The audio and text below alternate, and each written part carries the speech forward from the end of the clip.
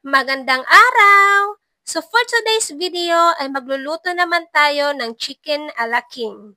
Madalas kasi itong dumadaan sa FYP ko kaya naman natakam na naman ang mima nyo. Unahin muna natin itong chicken natin.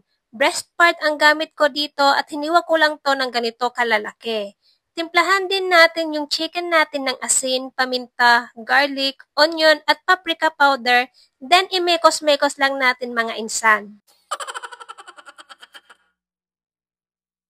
Sa breading naman natin, pinaghalo ko lang yung cornstarch, flour, asin at paminta. Then haluin lang hanggang mag-well combine na ang ating mga pampalasa. Meron din tayong itlog, timplahan lang din natin to ng asin at paminta. Then i-coat na natin isa-isa itong mga chicken natin.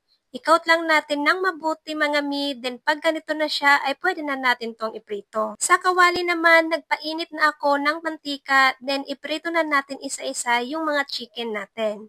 Antayin lang natin na maluto na, then pag ganito na siya ka-golden brown ay okay na to. At pag luto na ang ating chicken ay iset aside lang muna natin to. Then gumawa naman tayo ng sauce. Bale, ito pala yung hinanda kong mga sangkap kanina na gagamitin natin. Sa pan, maglagay lang tayo ng butter.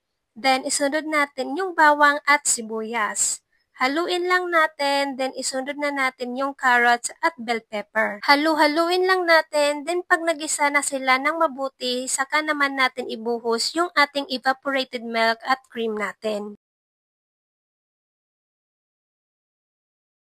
Naglagay din ako ng chicken cubes na magiging pampalasa sa sauce natin. Halu-haluin lang natin ng mabuti, din isunod na natin ilagay yung ating dahon ng sibuyas. Haluin lang natin ulit, din isunod na natin ibuhos yung ating slurry. Haluin at pakuluin lang ng konti, then okay na itong ating sauce. At ayan, luto na ang ating homemade chicken ala king. Mas masarap talaga pag lutong bahay at paniguradong di ka pabitin mga mi. Kain po tayo! Maraming salamat po sa panonood. God bless!